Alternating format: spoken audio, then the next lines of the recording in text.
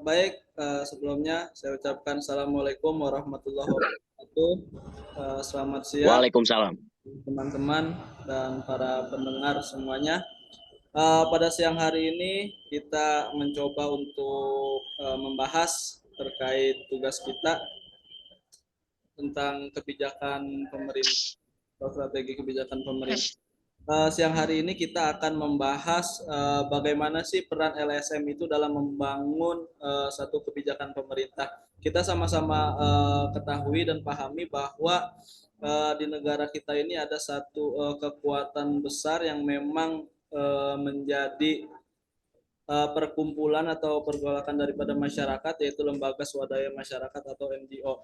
Nah, kita siang hari ini akan membahas sebetulnya apa saja sih peran LSM itu terkait tentang kebijakan pemerintah.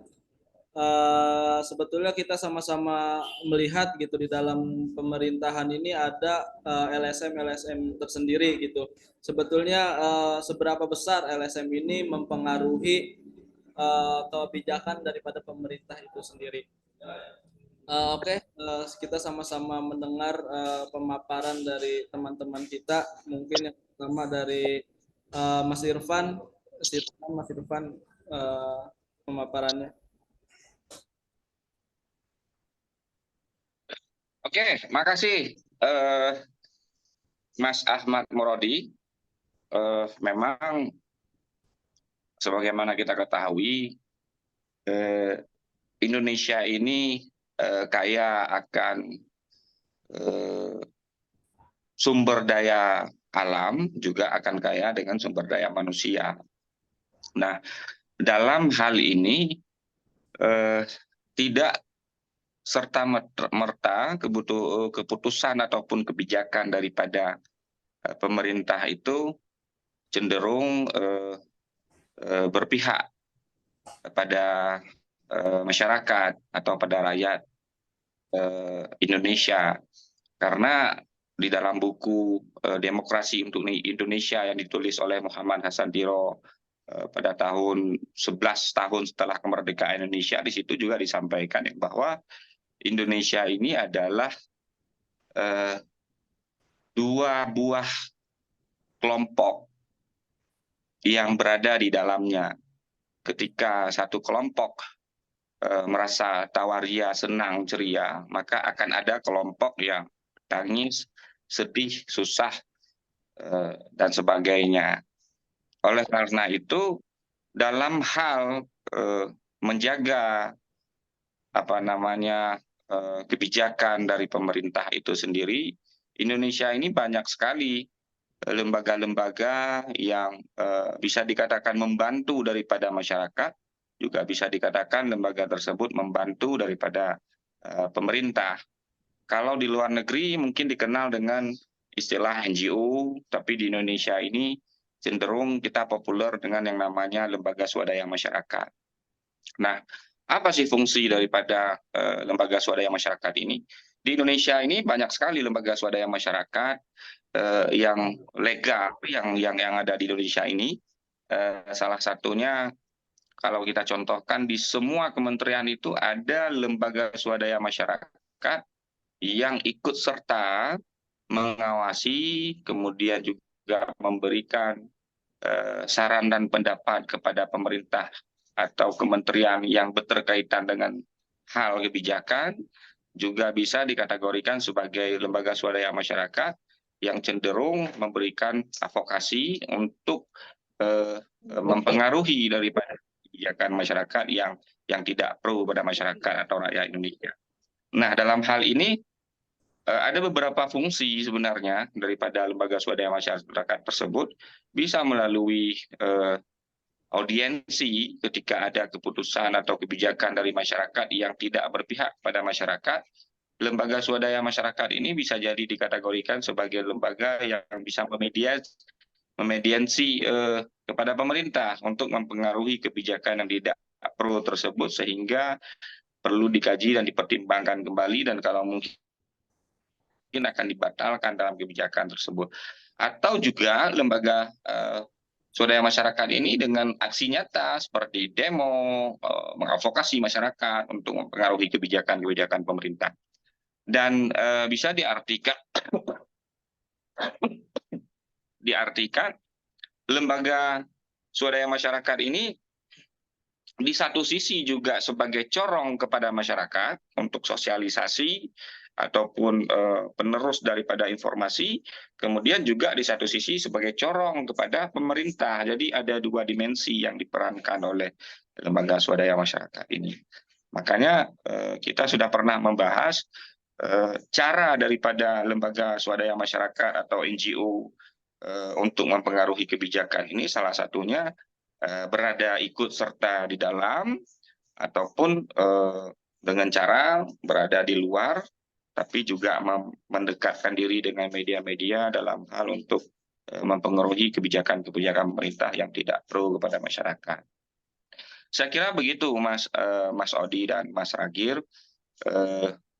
Lembaga swadaya masyarakat ini kalau dikategorikan penting, ya memang sangat penting, perannya juga besar, manfaat dan efek dengan adanya lembaga ini untuk menyambung komunikasi dengan pemerintah juga bisa dirasakan langsung oleh masyarakat.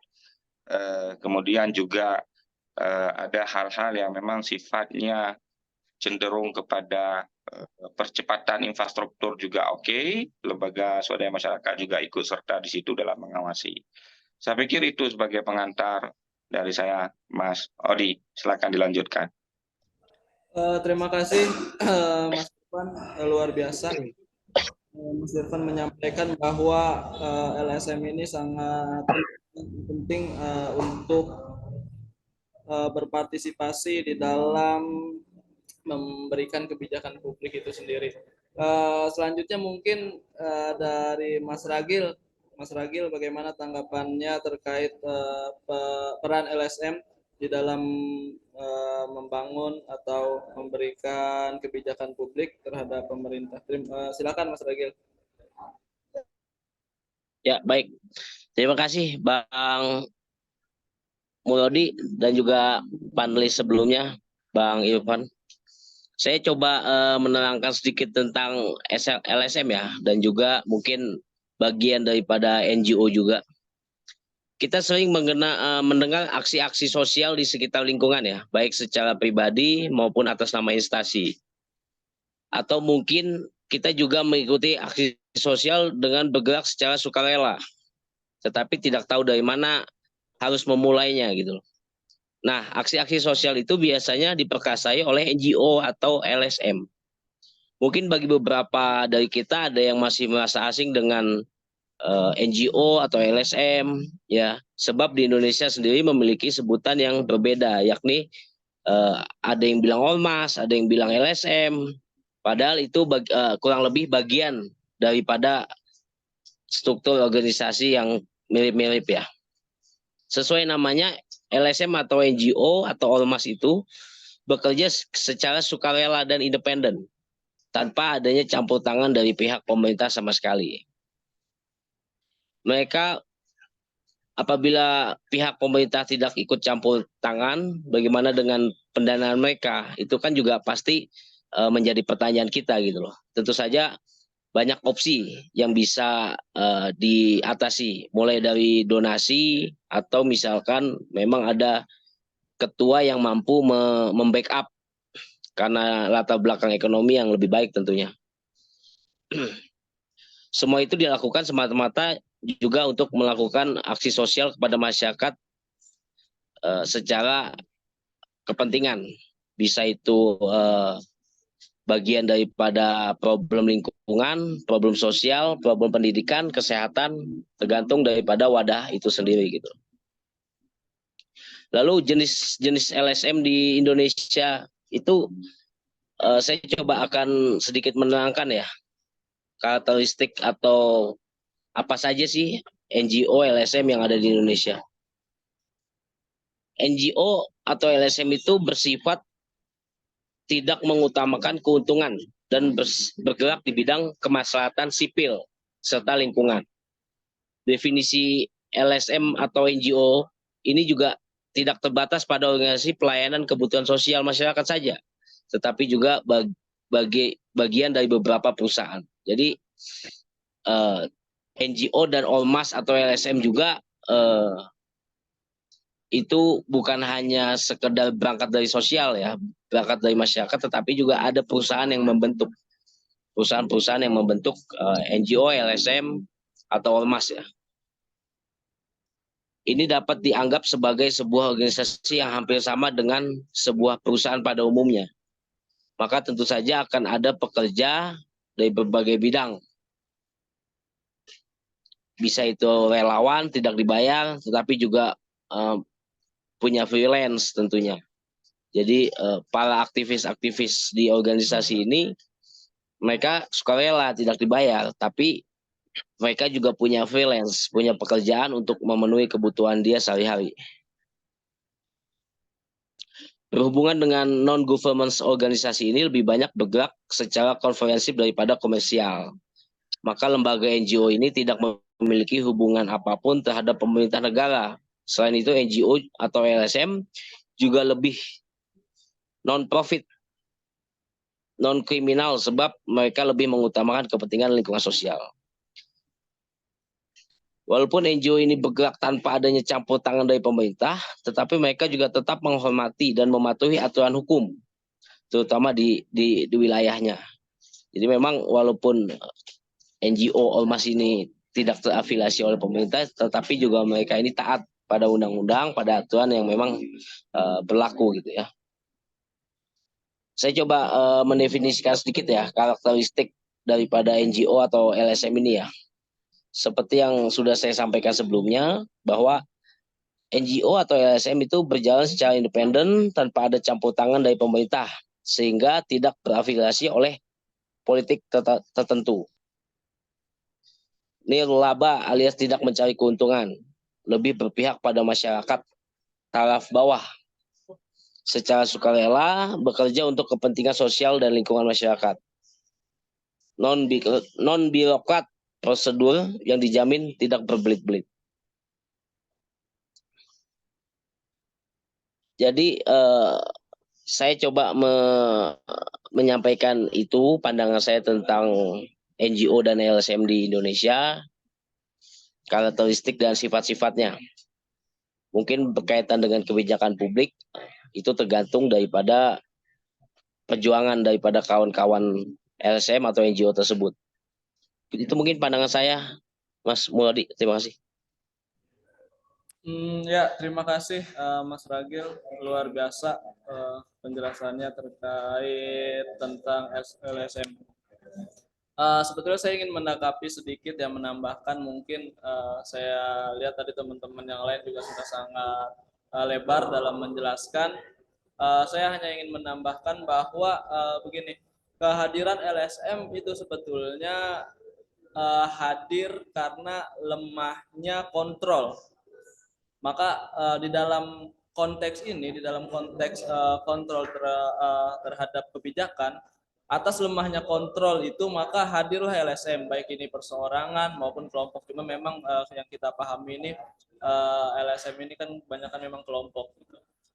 Nah, kalau di dalam kekuatan politik ini bisa dibilang sebagai LSM ini bisa dikategorikan sebagai kelompok penekan, karena LSM ini sendiri punya kontrol tersendiri di dalam menekan terhadap kebijakan pemerintah. Maka kalau di dalam kategorikan kekuatan politik, maka kekuatan LSM ini bisa dikategorikan sebagai kekuatan penekan. Selain itu juga hadirnya LSM bukan hanya sebagai kontrol terhadap kebijakan ya, cuma saya pikir juga bisa memberikan usulan terhadap pemerintah terkait kebijakan yang memang bisa mensejahterakan masyarakat, karena pemerintah pada dasarnya karena memang jarang turun ke masyarakat, mungkin tidak paham dengan kondisi yang ada di sekitar, maka LSM ini menjembatani sebagai penjembatan terhadap masyarakat kepada pemerintah itu sendiri, agar ketika pemerintah membuat kebijakan, maka kebijakan itu harus berdasarkan dari kebutuhan dalam masyarakat atas usulan LSM itu sendiri. Kemudian apabila ada aturan yang memang tidak dibuat dan tidak ada, tetapi aturan itu bersifatnya penting terhadap masyarakat, maka LSM itu sendiri bisa memberikan usulan kepada pemerintah itu sendiri. Jadi apabila LSM ini sebagai jembatan, ya kita bisa bilang jembatan antara masyarakat dengan pemerintah, maka saya pikir ketika LSM ini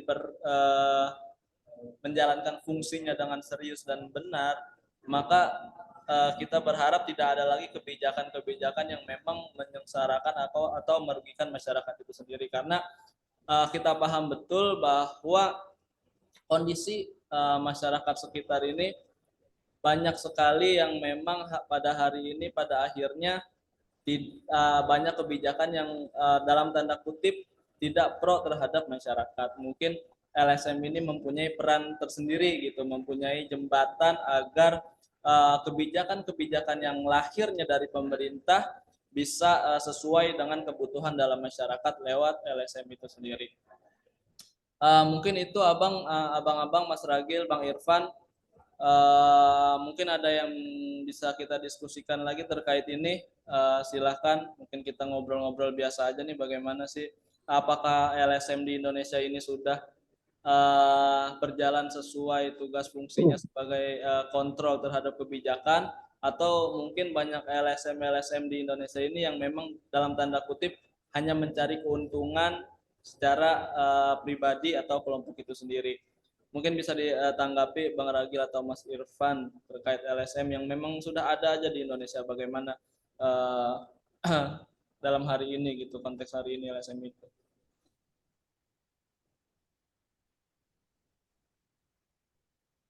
Ya, mungkin saya coba sedikit mengelaborasi beberapa NGO atau LSM ya.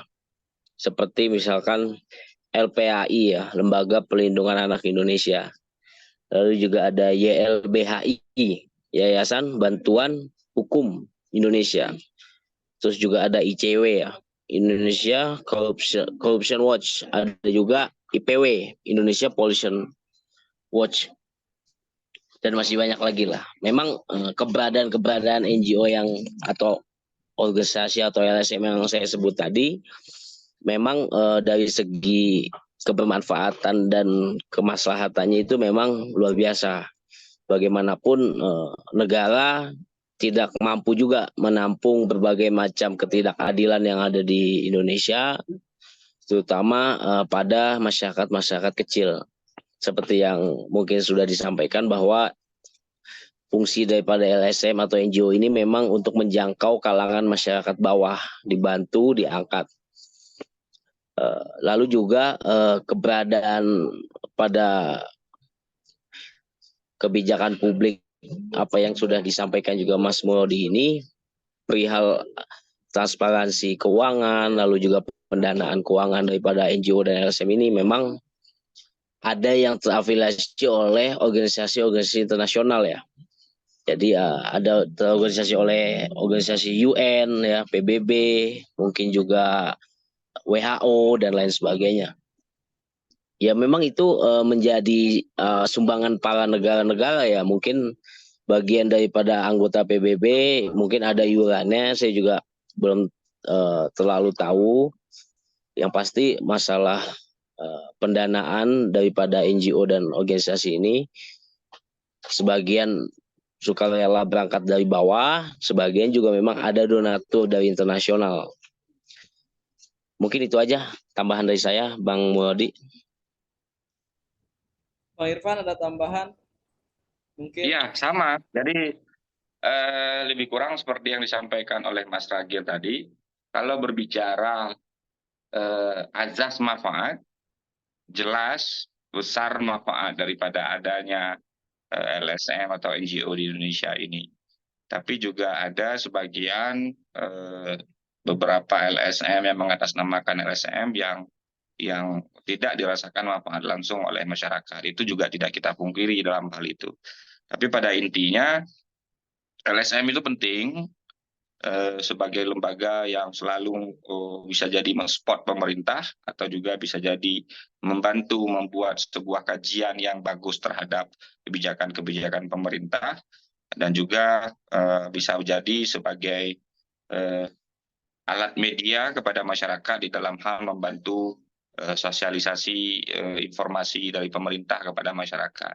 Jadi saya kira NGO dan LSM ini perlu kita dukung dan juga perlu kita support terus agar tetap berpihak kepada masyarakat serta juga tidak terlalu jauh mendiskriminasi kebijakan-kebijakan yang seharusnya tidak perlu dikritisi secara mendalam. Jadi saya kira seperti itu, Mas Rodi. Baik, Mas Irfan dan Mas Ragil, sebetulnya Mungkin ada tambahan sedikit ya. Oh ya, silakan Mas. Untuk menyalahkan para penonton ya, karena ini akan diupload oleh kita di YouTube. Mungkin saya akan sedikit membacakan instruksi Menteri Dalam Negeri ya, atau Inmendagri nomor 8 tahun 1990 yang ditunjukkan oleh para gubernur seluruh Indonesia. Dalam lampirannya menyebutkan bahwa LSM atau NGO adalah organisasi atau lembaga yang anggotanya adalah masyarakat warga negara Republik Indonesia yang secara sukarela atau kehendak sendiri berniat serta bergerak di bidang kegiatan tertentu yang ditetapkan oleh organisasi atau lembaga sebagai wujud partisipasi masyarakat dalam upaya meningkatkan taraf hidup, kesejahteraan masyarakat yang menitik beratkan kepada pengabdian secara swadaya. Itu yang mungkin penjelasan negara melalui instruksi Menteri Dalam Negeri nomor 8 tahun 1990. Mungkin itu aja pencerahan untuk para pemirsa. Terima kasih. Ya, terima kasih Mas Ragil, Mas Irfan. Sebetulnya kita sama-sama menyepakati bahwa memang begitu besar peran LSM ini, terutama terkait kontrol terhadap kebijakan kepada pemerintah. Karena memang kita paham negara kita negara yang luas, multikultural, memang harus ada satu lembaga atau satu kelompok yang memang bisa mengkontrol daripada kebijakan-kebijakan tersebut agar apapun yang lahir, kebijakan apapun yang lahir dari pemerintah, kita berharap bisa menguntungkan daripada masyarakat bawah, juga bisa terasa lah kebijakannya, khususnya kepada masyarakat yang memang jarang tersentuh, kemudian masyarakat yang memang jauh dari daerah-daerah pusat, itu memang sangat terbantu sekali dengan adanya LSM. Mungkin itu ya kali ya Mas Ragil dan Bang Irfan ya, karena memang ini Zoom-nya juga Zoom yang biasa, maksudnya diwaktuin, ini juga waktunya tinggal beberapa menit lagi, jadi kita nggak bisa diskusi panjang lebar. Mudah-mudahan ini juga kita rekam, mudah-mudahan suaranya masuk gitu. Mungkin itu aja ya Bang Ragil dan Bang Irfan ya. Kita cukupi kali ya. Iya. Untuk diskusi pada siang hari ini. Ya baik, terima kasih atas pemaparannya Bang Ragil, Mas Irfan. Mudah-mudahan apa yang sama-sama kita bahas pada yang hari ini bermanfaat untuk kita, juga bermanfaat untuk yang mendengarkan, walaupun sedikit, mudah-mudahan ada ilmu-ilmu yang masuk. Mungkin itu, ini dari kelompok kita, ada saya, ada Mas Ragil, ada Mas Irfan.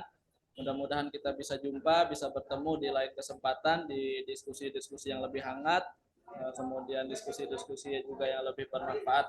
Mungkin itu, terima kasih sekali lagi saya ucapkan.